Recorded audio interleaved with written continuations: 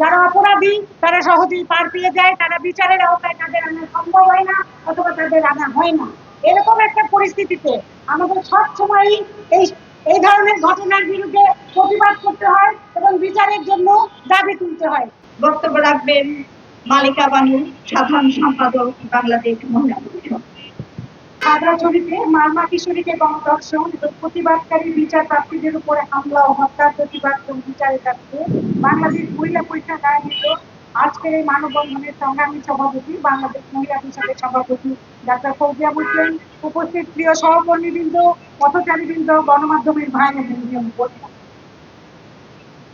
আমরা এমন একটা সময়, এমন একটা দিনে রাস্তায় এসে দাঁড়িয়েছি যখন সারা বাংলাদেশে পাহাড়ে, সমতলে, উপকূলে সকলে একটা সার্বজনীন শারদীয় দুর্গোৎসব পালনের আমেজে আছে। সেই রকম একটা সময়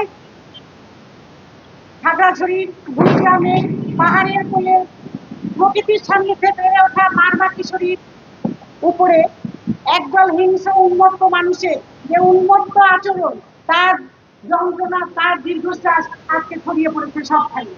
শুধুমাত্র তাই নয়, আজকে আমরা জানি যে ধর্ষণ বা যে কোনো ধরনের নির্যাতনের বিরুদ্ধে, সহিংসতার বিরুদ্ধে আমরা জানি যে যারা অপরাধী তারা সহজেই পার পেয়ে যায়, তারা বিচারের আওতায় তাদের আনা সম্ভব হয় না অথবা তাদের আনা হয় না।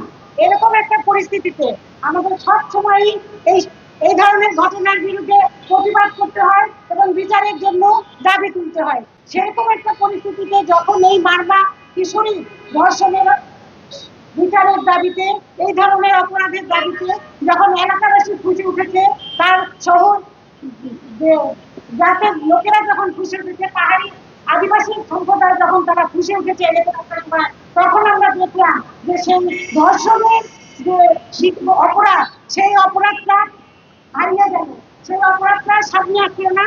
সেই যারা অপরাধ প্রতিবাদকারী, আন্দোলনকারী, তাদের উপরই আমাদের রাষ্ট্রীয় আইন শৃঙ্খলা বাহিনী যে কোনো দুর্যোগ হয় সবসময় যেভাবে তারা বলে থাকে সেইভাবে তারা কিন্তু তাদের উপরে আক্রমণটা চালালো এবং আমরা সীমান্ত আমরা দেখলাম যে যন্ত্রণাদের নির্ভরতা, তার পাশাপাশি এলাকা একটাও কি বলবো অগ্নিসংযোগে লুটপাটের একটা মহোৎসব হলো। কোথায় ছিল আমাদের আইন শৃঙ্খলা বাহিনী? কোথায় তারা কিভাবে থেকে নাকি তারা এই যে সেখানে যে মানবাধিকার লঙ্ঘন হলো এই তার দায় কে নেবে, কিভাবে নেবে? এবং এই যে গণধর্ষণের শিকার যে নারী, তার এই যে ঘটনা, এই ঘটনা আমরা চাইবো যে এই ঘটনার প্রকৃত সত্য আমাদের সামনে হাজির করতে রাখছো। কেননা বিভিন্ন সময় বিভিন্ন রকমের বয়ান আমরা শুনে থাকি, বিভিন্ন রকমের কারণ আমাদের বলানো হয়, বিভিন্ন রকমের জুজুর ভয় দেখিয়ে আমাদের কাছে বিভিন্ন রকম প্রতিবেদন পেশ করা হয়, উপস্থাপন করা হয়। সুতরাং আমরা আশা করব যে এই ঘটনার প্রকৃত সত্য সেটা উদ্ঘাটন করা হবে এবং যথাযথভাবে যারা ধর্ষণের সঙ্গে জড়িত তাদের বিচার করা হবে